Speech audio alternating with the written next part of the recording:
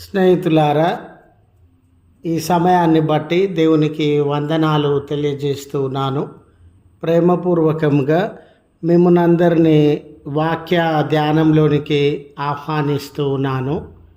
విరోధుల విషయమై ఏమి చేయాలి, లేక శత్రువుల విషయమై ఏమి చేయాలి అనే ఆలోచనను మీతో కూడా పంచుకోవడానికి ఇష్టపడుతూ ఉన్నాను కనుక దేవుని యొక్క వాక్యమును మీరు ముగింపు వరకు ఆలకించాలని మీ కుటుంబ సభ్యులతోనూ తోటి విశ్వాసులతోనూ ఈ వీడియో షేర్ చేసుకోవాలని మీ ప్రార్థన మనవులు ఎట్టివైనను కామెంట్స్ రూపంలో కానీ ఫోన్ కాల్ ద్వారా కానీ తెలియజేయండి. నమ్మకంగా మీ కొరకు ప్రార్థిస్తాము. ఈ వీడియో మీ ఆధ్యాత్మిక జీవితములకు ఉపయోగకరంగా ఉంది అని మీకు అనిపిస్తే దయచేసి ఈ ఛానల్ను సబ్స్క్రైబ్ చేసుకునవలసినదిగా మనవి చేస్తూ ఉన్నాను. స్నేహితులారా, కొన్నిసార్లు మన జీవితం ఎలా ఉంటుందంటే, మనం ఎంతగా ఎదిగితే, ఎంతగా అభివృద్ధి చెందితే అంతమంది శత్రువులు మన జీవితంలో విస్తరిస్తారు. నువ్వు ఎంత ఎత్తుకు ఎదిగితే అంతమంది విభేదించేవారు, ఓర్వలేని వారు నీ చుట్టూ చేరుతారు. అడుగడుగులున్న మనలను విభేదించేవారు, విరోధంగా ప్రయత్నాలు కొనసాగించేవారు మన జీవితంలో ఉండినట్లు మనము గమనించగలం. కొన్నిసార్లు మనం ఎంత జెన్యూన్గా ఉన్నా, ఎంత సిన్సియర్గా ఉన్నా, నీతి న్యాయములతో ఉన్నా మన ఎడల విరోధ భావం గలవారు ఉంటూనే ఉంటారు. వాళ్ళు ఏ పని చేసినా నిన్ను వ్యతిరేకించేవారే, నిన్ను శత్రువుగా చూసేటటువంటి వారే. గనుక నువ్వెంత సిన్సియర్గా ఉన్నావో, నీతిగా ఉన్నావో, న్యాయంగా ఉన్నావో, జెన్యూన్గా ఉన్నావో వాళ్ళకు అవసరం లేదండి. వాళ్ళ పని శత్రుత్వము, వాళ్ళ పని విభేదించడము, వాళ్ళ పని వ్యతిరేకతలు. కాబట్టి ఆ వ్యతిరేకతలతోనే వారు జీవించి ఉంటారు అనే సత్యాన్ని గుర్తు చేస్తూ ఉన్నాను.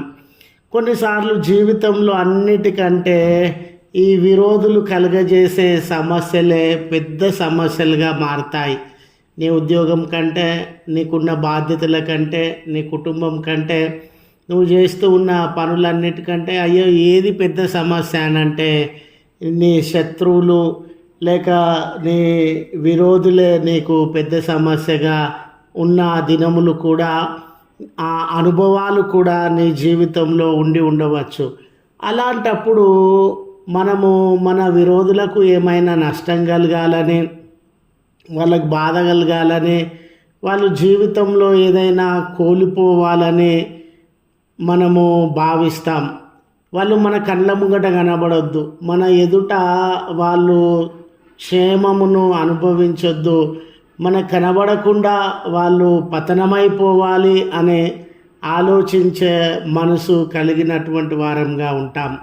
అయితే దేవుని యొక్క వాక్యమును మనము గమనించినప్పుడు చూడండి స్నేహితులారా, దేవుని వాక్యం ఏమంటుందనంటే, నీకు ఒకని మీద విరోధం ఏమైనా నువ్వు కలిగి ఉన్నడే ఎడల నీవు నిలువబడి ప్రార్థన చేయునప్పుడెల్లా వానిని క్షమించండి. మార్కు సువార్త 11వ అధ్యాయం 25వ వచనంలో నీ శత్రువును కొట్టడం కాదు, నీ శత్రువును శిక్షించడం కాదు, నీ శత్రువుకు నష్టాన్ని కష్టాన్ని కలుగజేయడం కాదు, నువ్వు ప్రార్థన చేసే ప్రతి మారు కూడా నీ శత్రువు కొరకు, అతని మేలు కొరకు నువ్వు ప్రార్థించాలి. లేక నీ శత్రువులో ఉన్న ఆ బలహీనతను, పాపాన్ని నీవు క్షమించేటటువంటి వాడవుగా ఉండాలి అని దేవుని వాక్యము సెలవిస్తూ ఉంది. వాళ్ళు మిమ్మల్ని హింసించినారు, బాధ పెట్టినారు, అనేక నష్టములను నీకు కలుగజేసినారు, నీ పేరును, నీ నేమ్ బ్యాడ్ చేసినటువంటి వారుగా ఉన్నారు, నీకు మీద నిందలు మోపినటువంటి వారుగా ఉన్నారు. కేవలం వాళ్ళు నీ జోలికి మాత్రమే కాదు, నీ భార్య పిల్లలను అవమానించినటువంటి సందర్భాలు, నీ కుటుంబం మీద దాడి చేసినటువంటి సందర్భాలు, నీ కుటుంబము తల ఎత్తుకోకుండా నిన్ను కించపరిచినటువంటి సందర్భాలు ఉండవచ్చు. అటువంటి సందర్భంలో నీ హృదయం గాయపరచబడి కృంగిపోయి విపరీతమైన కోపతాపములు నీ విరోధుల మీద నీకు కలిగేటటువంటివిగా ఉండవచ్చు. వారు మిమ్మల్ని గూర్చి తప్పుగా మాట్లాడిన సందర్భాలు ఉండవచ్చు. ఇలాంటి బాధ పెట్టే వ్యక్తిని, హాని తలపెట్టే వ్యక్తిని, కించపరిచే వ్యక్తిని ఎలాగండి క్షమించడము, ఎలాగండి వారి కొరకు ప్రార్థన చేయడము అనే ప్రశ్న మనలో తలెత్తవచ్చు. అయితే స్నేహితులారా, నేను అతడు నన్ను నష్టపరిచినాడని, అతని హృదయంలో చీకటి ఉందని, అతని హృదయంలో శత్రుత్వం ఉందని, విరోధ భావాలు ఉన్నవని నేను ప్రార్థన చేసినంత మాత్రాన అతడు మారతాడా?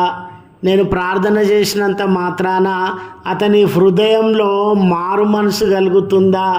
అతడు చెడును విడిచిపెట్టి మంచిని హత్తుకుంటాడా? శత్రుత్వాన్ని విడిచిపెట్టి స్నేహాన్ని పంచుతాడా అనే ప్రశ్న నీలో ఉద్భవించక మానదు స్నేహితులారా. అటువంటి తరుణంలో మనము మన శత్రువుల కొరకు, విరోధుల కొరకు ప్రార్థన చేసినప్పుడు వాళ్ళు మారకపోవచ్చు, వాళ్ళ గుణం మారకపోవచ్చు, వాళ్ళ చెడుతనాన్ని, అపకారం చేసేటటువంటి హృదయాన్ని, కీడు చేసేటటువంటి హృదయము మారకపోవచ్చు.